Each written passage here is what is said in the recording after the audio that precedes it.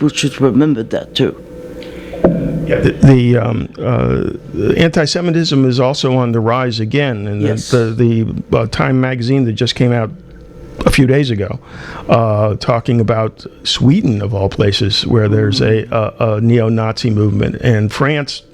Some people said if there was going to be a Holocaust, it might have started in France, because the French very anti-Semitic. Are quite anti-Semitic. Yes. And I don't understand one thing: why is Poland always so anti-Semitic? Yeah, Poland has a number of, they turned the Auschwitz into a museum, as I understand, and you guys correct me if I'm wrong, because sometimes I might not remember quite so accurately.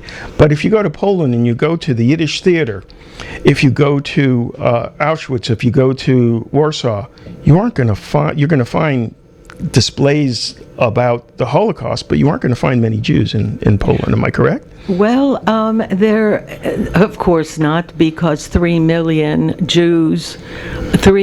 the 6 million Jews who were killed during the Holocaust came from Poland. Mm-hmm. But I'm sorry, I forgot what you were. I was talking about the rise of anti-Semitism and about the fact that there aren't many Jews left in Poland. But and I was going to say that there is a growing movement to review the heritage of people who thought they were Roman Catholic, and actually on the deathbed of their grandmothers, oftentimes learned that grandmother was Jewish. Madeleine Albright is an example. A very good example. So, but no. Europe is not the same. I remember getting a tour. I was in Amsterdam, and a friend of mine who was with Amnesty International took me on a tour of Jewish Amsterdam. Mm-hmm. And it was one of the saddest experiences, because he pointed out how this garage had once been a Jewish girls' school. And this, a garden used to be a whole neighborhood where Jews used to live, and wherever he went, there were no Jews there, but there were the buildings and the artifacts and of a Jewish life that was no more. But I do want to say one thing about Sweden and about France, because I was born in Sweden and I grew up in France. What is happening in Sweden, although I'm not an expert, is happening in a town called Malmö. We could say that Malmö is like Charlottesville. It doesn't mean all of Sweden or all of the United States is anti-Semitic. We have to recognize that. And the same thing is true in France and in Paris. Not all French are anti-Semitic. Most are not. Let me tell you a story. Okay. I was born in a displaced persons camp in Sweden, and after the Second World War, so that means a homeless shelter. My parents had nothing. My father was in Bergen-Belsen at the end of the war and was saved by the Swedish Red Cross and taken on a stretcher. He was skin and bones, 80 pounds, nothing to him, brought to Sweden, put in a sanatorium, and nursed back to life. He would talk about the fish that was cooked in milk, that I know it sounds, but he raved about it. My parents had been married before the war and actually had a child who was murdered during the Holocaust, and that's a whole other story. But my mother did also survive, learned my father was alive, and joined him in Sweden, where I was ultimately born. And my mother talked with great appreciation of the Swedes. They, a lot of times when people are refugees, people unwittingly see them as trash, see them as second-rate and refuse. They're good enough for anything. And my mother would talk about how the Swedes, and this is learning to treat people as human beings would give to every Holocaust survivor a coupon book that they could then exchange for clothes in a department store. Clothes that fit them, that were their color, right. The other, elsewhere, in other countries, including the material, the clothes that Jews got from the United States, were oftentimes rags. They did not fit them. They were still dirty. So we have to be careful when we think about what's happening in Malmo. And I haven't read the Time magazine, so I'm not up on the latest. But we could also say that a lot is happening here in the United States that it also is worthy of our concern. Yes. And I want to let people know it's just about 9 o'clock. This is WRFG Atlanta. You're listening to What the Folk. A little less music tonight and more ideas and remembrance of some horrible events in history, and that is the Holocaust. I want to say something about people calling in. We had a $200 donation, which means it's a $400 donation. Thank you, ladies. they're both shaking hands. From Alan and Sharon McKelvey, and we thank you for that. And we're not done yet. I mean, Chris is Crystal there? Yeah, he is. There he is. If you want to make a donation to the station, we're a community-run station. You like what we're doing. You like the fact that we can broadcast this kind of information to you, and put together shows you probably won't hear on many other radio stations in Atlanta or maybe even in the U.S. You can call and make a donation, and anything above $50 will be matched by another donor. That means if you give $50, there'll be $100. If you give $100, there'll be $200 for the station. Can't beat that.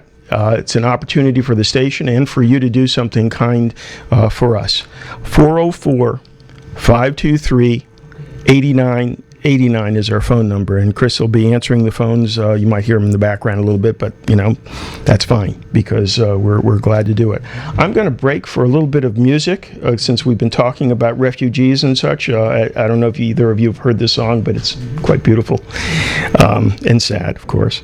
And we're going to cool off the place a little bit and then get back to talking with Lily and Bebe.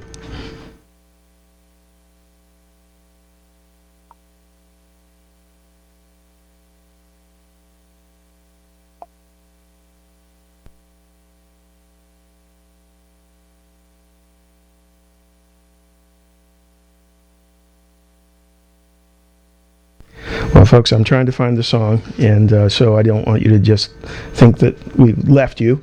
So just give me a moment here. Here we go. This is it. All right, very good.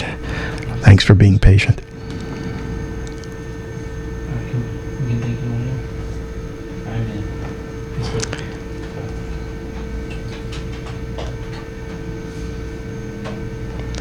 And, oh my. There we go.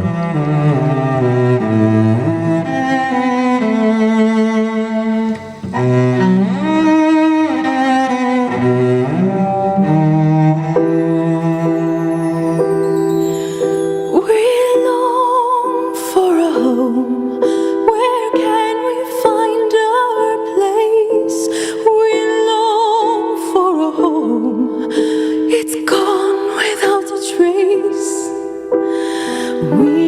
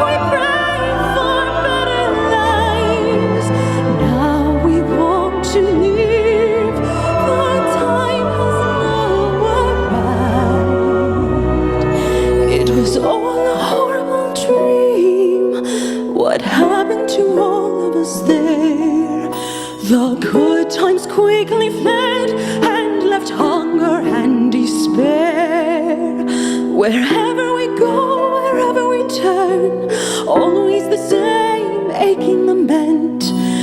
Everybody feels the same deep pain as I.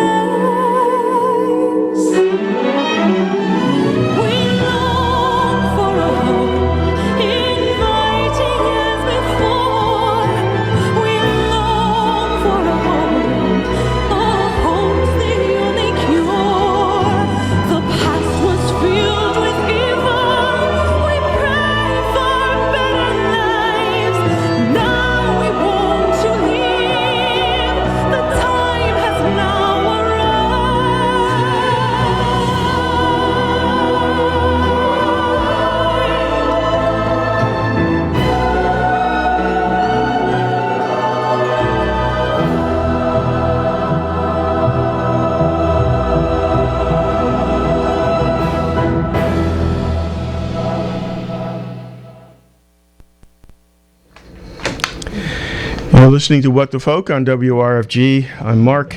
Pleasure to be with you. We have two guests this evening talking about their experiences with the Holocaust and Holocaust education.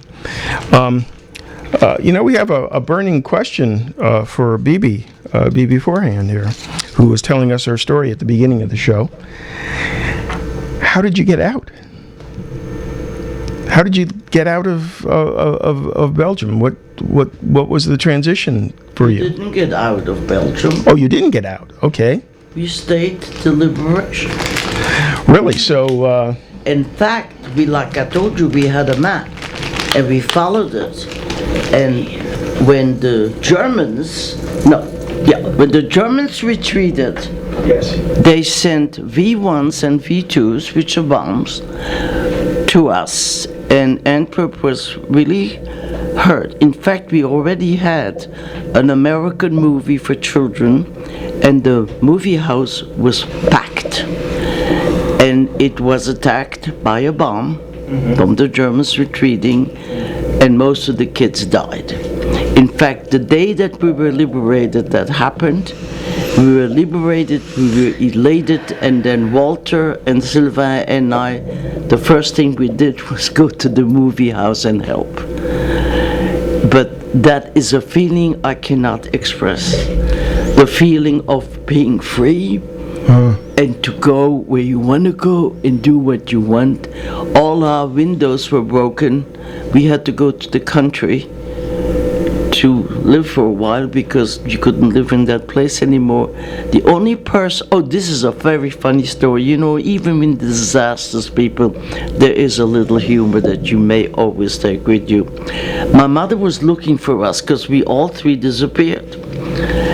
And there was a GI, a big old Yankee guy with a big bottle of whiskey in the back of his pants, and we don't blame him because he didn't know where he was going to live the next day.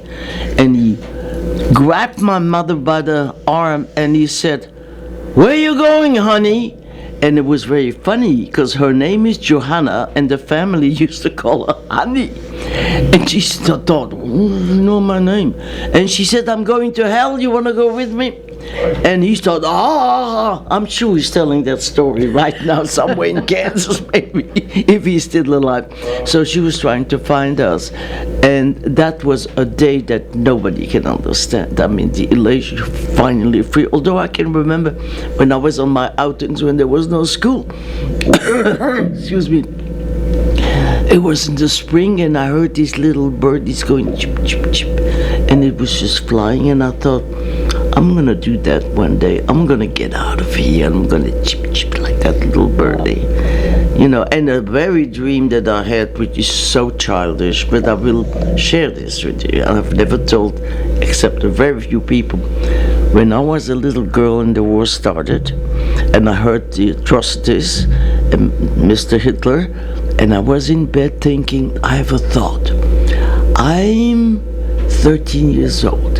I speak German fluently. It's my language till I was 6. What if I get myself in a train? I'm real tiny and very skinny, they wouldn't see me, and try to get to Berlin and talk to Mr. Hitler. What are you doing? Which reminds me, especially you two, I want to ask a question.